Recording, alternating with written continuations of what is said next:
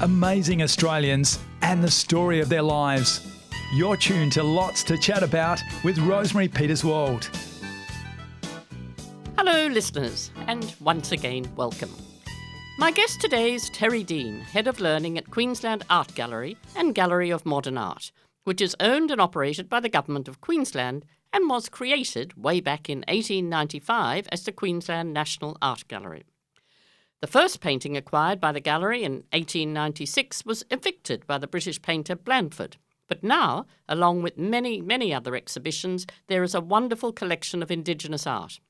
The Gallery of Modern Art, GOMA, was established in 2006, which led to the creation of two riverside galleries, sitting 150 metres apart. In 2015, the Queensland Art Gallery, which won the Robin Gibson Award for Enduring Architecture, was listed as a state heritage place. Welcome, Terry. My pleasure to be here. And it is a wonderful position there down on the water, isn't it? The gallery at a terrific building in itself. Yeah, we're so fortunate to have the whole cultural precinct in Brisbane. And as far as art galleries go, there is a case to be made for the Queensland Art Gallery to be one of the most beautiful and fit for purpose buildings in Australia. I was talking earlier to Terry. I've, as my listeners probably know, have spent a long, long time in Hobart in Tasmania. And of course, Mona is the huge gallery there, which and magnificent modern gallery, which put Tasmania on the map. But as I walked down to the gallery here last week, just for another quick look before today's chat and to have a lovely sandwich there, I admired what a great building it is there, and in what a wonderful position, as I've said, right on the water. Yeah, it's incredible the impact that art galleries and cultural spaces as civic spaces can have on a city's identity or a town's identity. And there's so many cases, like the Bilbao, the Guggenheim in Bilbao is very significant in Spain. And I think a case can be made as well for the cultural precinct in South Brisbane as being really pivotal. If you think back into the 1980s, and indeed Robert Gibson's vision for that cultural precinct was really innovative at the time. And there is a bit of confusion around that because it's a brutalist building. So from the outside, it's concrete and it looks like a bunker from the exterior. But the interior spaces are filled with light. And Gibson was all about that, sort of bringing light into the space, but also was very much focused on greening up the space as well. So at the time, he definitely identified Brisbane as being all bitumen and concrete. And so the cultural precinct changed the architecture and the cityscape, but also it's had a massive impact on, I guess, the civic pride of Brisbane. And, the legacy of that is long running. So later on this year, we have the 11th Asia Pacific Triennial of Contemporary Art. And that exhibition in itself has, framed Brisbane as being really connected with the Asia Pacific in ways that art galleries down south were not sort of making that marker back in the early 90s. So the influence of the architecture informs so much of our identity as a cultural hub. And now you yourself have been there for about 10 years. Before that, you taught art, design and multimedia and English in high schools, including a 4-year stint at Balola. Yes, so my teaching career, reflecting on those close to 10 years, really prepared me well for the space I'm in now.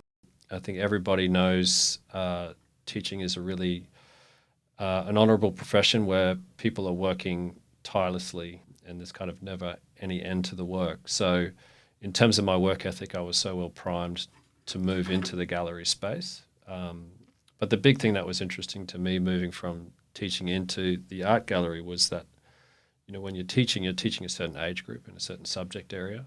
Yes.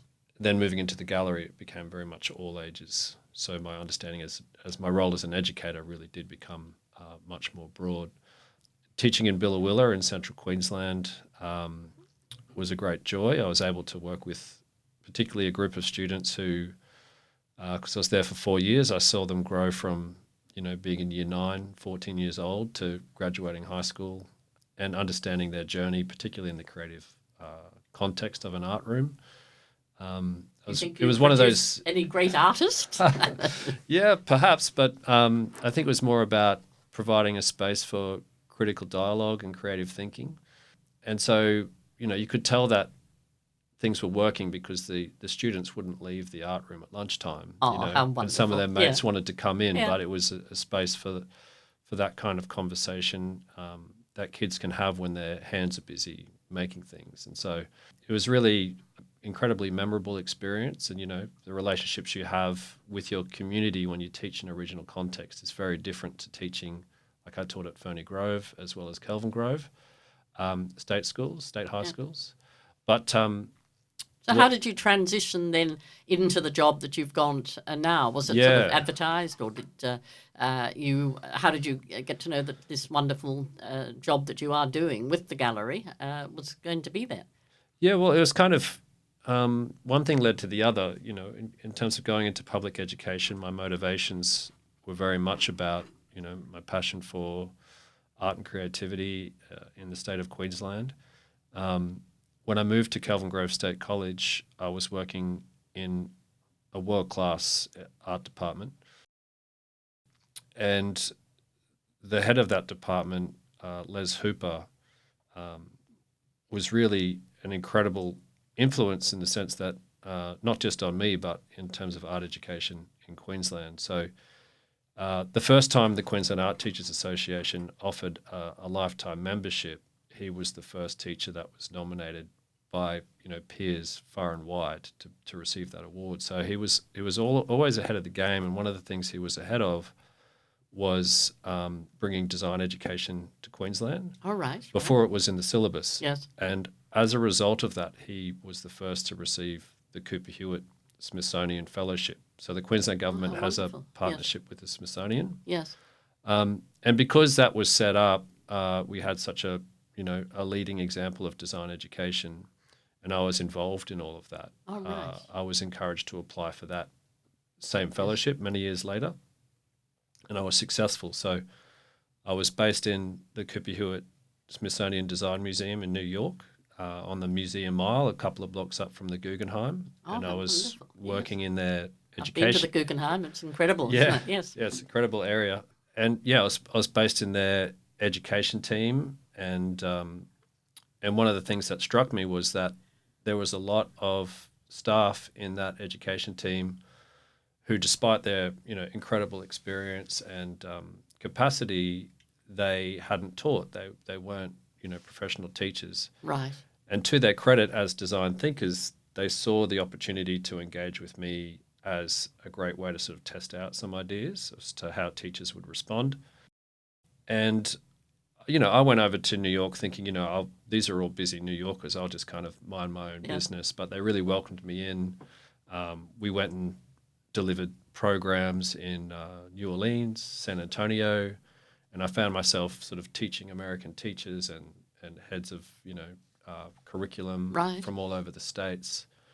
And so that kind of was combined with the fact that I was already doing voluntary, providing advice as a teacher advisory member at the Queensland Art Gallery.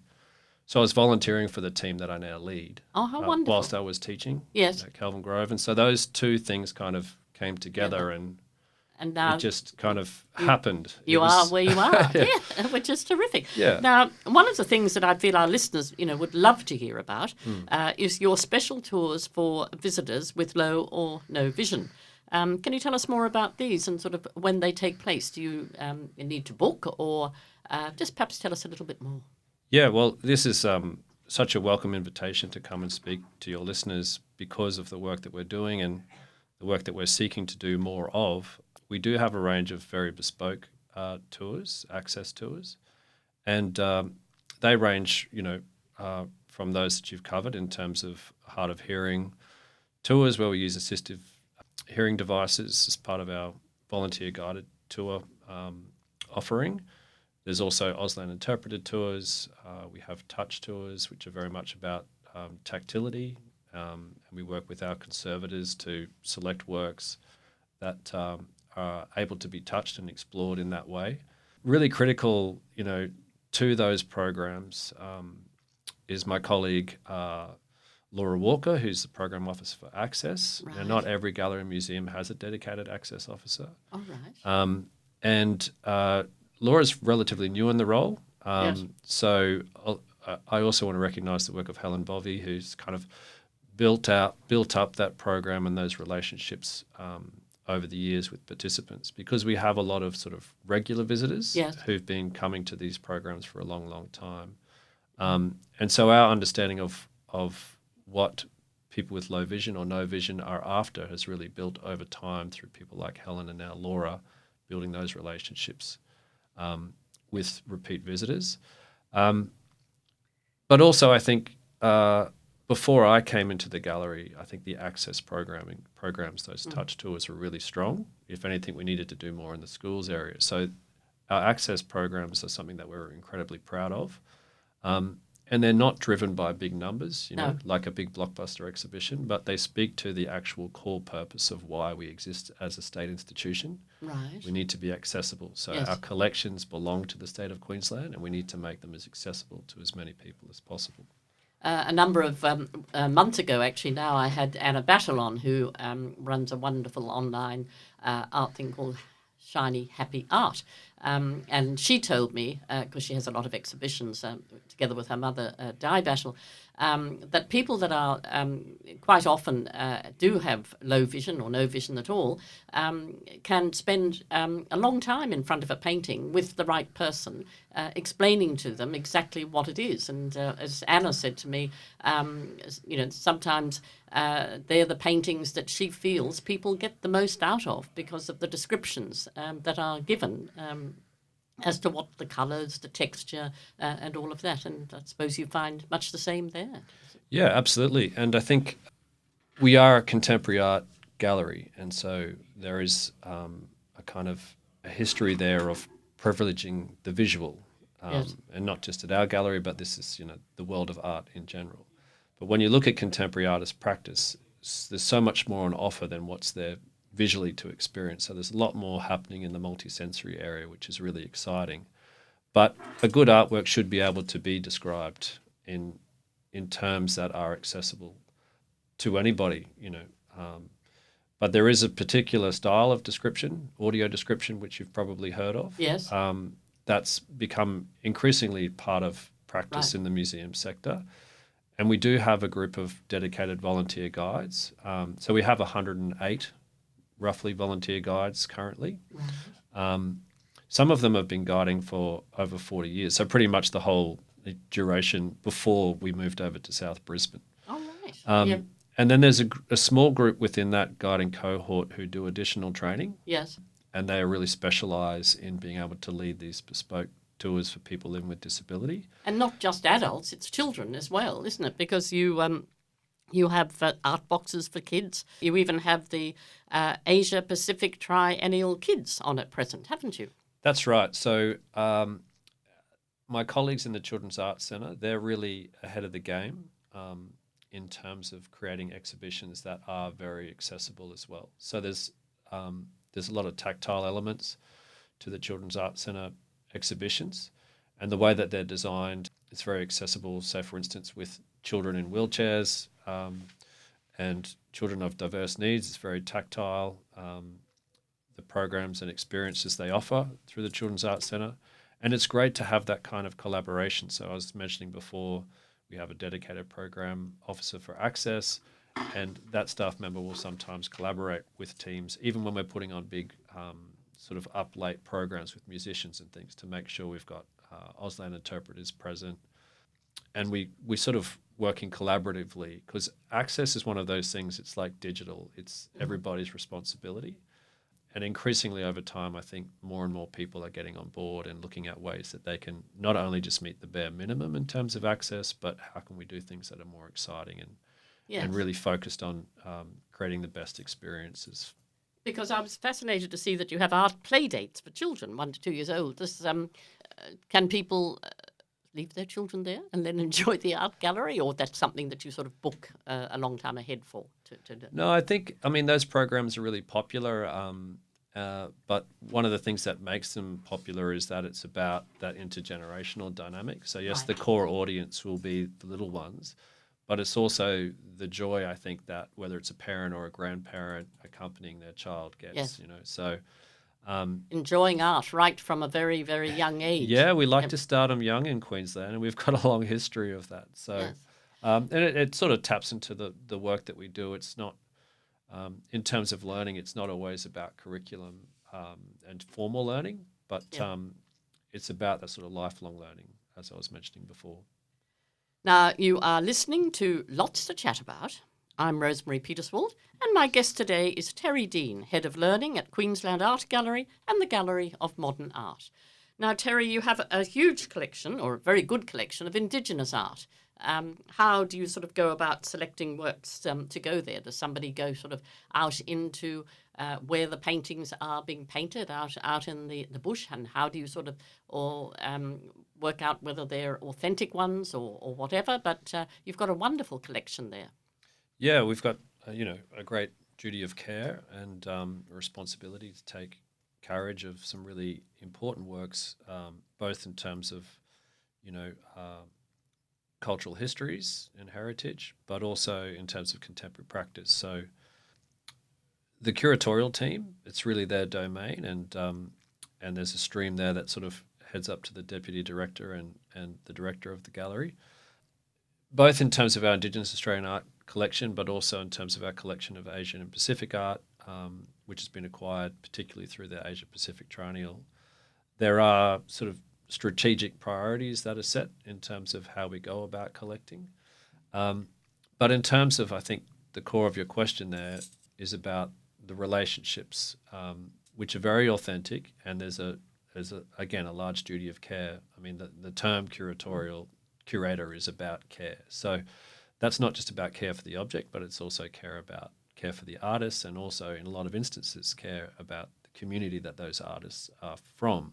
Yeah. So yes, there is travel involved and required, and in some instances there's a long history of relationships of curators visiting those communities. One of the biggest challenges for the state of Queensland, of course, is how vast The distances are huge. but also aren't they? culturally complex our Yes. state is in terms of very ancient histories, Exactly. language groups, and a lot of information that has been lost. So yeah, we're incredibly proud of our Indigenous Australian art collection. It's quite significant, and there's a lot of strategy behind that. I think the question about authenticity is a really important one, and part of the answer to that question is about relationships and research. We have significant relationships across a very complex and vast state that's been developed, particularly through curatorial practice for many, many years. And that relationship is not simply transactional. It can be quite transformative. So the curatorial practice of colleagues, contemporary current colleagues, as Yes. well as colleagues who've built that collection over many decades, is really anchored around the idea of care, because to curate is essentially to care. And that's not just about caring about the objects, but it's also caring about the artists, as well as oftentimes in the practice of Indigenous Australian artists, those artists are working as part of a broader community. Exactly. Not necessarily as a collective, but sometimes through Indigenous art centres, but also in terms of just best practice culturally. So we're very aware of our role as a state institution, representing the government and building those relationships. So there's a great deal of gravitas and importance to that. And I think, when it comes through to my role in terms of education, there's a key role there to play as well in terms of the lifelong learning and building knowledge over time. In terms of schools, that collection, whether it's Torres Strait Islander art, which is very distinct and an area of collection in and of itself, through to other language groups all throughout Queensland and indeed in other parts of Australia, there is a great interest. And so when you think about international audiences as well, Australian galleries and museums of the past used to really, particularly galleries, used to think more that it was about how many Picassos you had or Monets, but really international visitors want to know about Indigenous Australian art and culture and history and the artists themselves. It's a very important part of Australia, isn't it? Absolutely, The history. absolutely. Yes. And, the way our Indigenous Australian art collection is presented as part of the Australian art history is very much foregrounded. So in Gallery 1 and 2, when you enter the Queensland Art Gallery, it's dedicated to Indigenous Australian art. And then as you move through the Australian galleries, the back galleries, which is a big, long sort of space, that's broken up into chapters. And each of those chapters tells sort of different narratives, and the Indigenous Australian art story is woven through all of them. And then the final gallery is all dedicated to Central and Western desert painting. So the beginning and end of that story is Indigenous Australian, and then the interconnectedness between diaspora communities, migrant communities, significant Australian artists who came up to Queensland and did studies, is all interwoven, and it's very powerful. The other point I would add is that, Indigenous Australian art practice isn't singularly coming out of regional, rural and remote contexts. Indeed, we have quite a significant practice coming out of Brisbane and places like Townsville, etc. The Queensland College of Art and Design, for instance, has a contemporary Australian Indigenous art course that has produced some really significant artists whose practices are recognised internationally. And also, of course, Archie Moore recently took out the Golden Lion at the Venice Biennale, which is incredible success. How wonderful. That we should all be celebrating as Queenslanders. Yes. Archie grew up in Toowoomba, and all the way to the Venice Biennale. Quite a significant work, but to get the accolade of the Golden Lion is fantastic. Just wonderful. Now, you have travelling exhibitions as well, haven't you, Terry, that they go out into these remote areas, or just to, I presume up to sort of Cairns and around the bigger places, or do you go further remote? Yeah, I'm very fortunate that the regional services work that the gallery does comes out of the learning team, which I lead. So along with education, access, regional services and volunteer guides, we all kind of work together in a way that's very much about a kind of grassroots connection. So we are able to tour our collection. And as I mentioned before, that's very much about the fact that the state owns the Queensland Art Gallery's collection. So touring our collection is very significant in terms of what we do. And how we go about that is really remarkable in the sense that all the staff across the gallery who are involved in exhibition making at South Brisbane put the same level of pride and attention to detail into our touring exhibitions. How wonderful. And that's been going for a very, very long time. And it's a proud history that I think, the Queensland Art Gallery has led in ways really only compared to by the National Gallery of Australia. And now we could go on talking for ages, but sadly we are about to run out of time. But can you tell me, what about future exhibitions? Is there one that really jumps out at you that is coming shortly that our listeners can look forward to having a visit?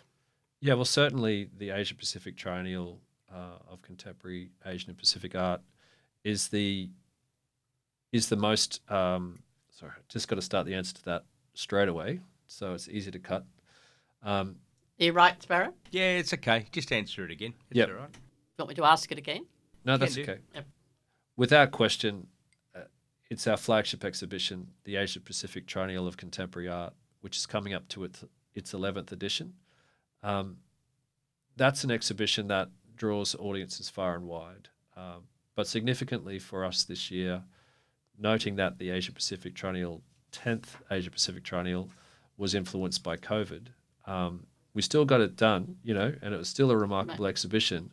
But one of the things that's very significant about the Triennial is that it brings together artists from all over Asia and the Pacific.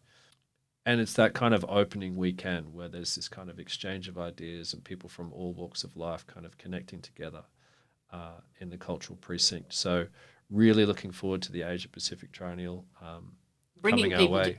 Yes, I'm sure. And bringing people together is very much part of what the gallery is, because I love the idea that you encourage people to pick up the free drawing materials to create your own unique take on the art in the gallery. And you can even take a video or photo and share it on social media. Now, that sounds fun. Yeah, I mean, that space between art objects on a wall and the way that we encourage audiences to kind of slow down and connect with work. There's lots of different ways. Drawing is one of them, attending a program, coming to a lecture. There's all these different ways that are all important to the overall mix of making sure that art is relevant in people's lives. So listeners, whether you're here in Brisbane or whether you are not, when you're coming or thinking of coming to Brisbane, after talking to Terry all about the wonderful art gallery, it certainly is worth a visit. So Terry Deen, Head of Learning at the Queensland Art Gallery and Gallery of Modern Art, thank you so much for being my guest today. Real pleasure. Thank you for having me. And thank you, Sparrow. Great friends and great chats. That was another Lots to Chat About with Rosemary Peterswald.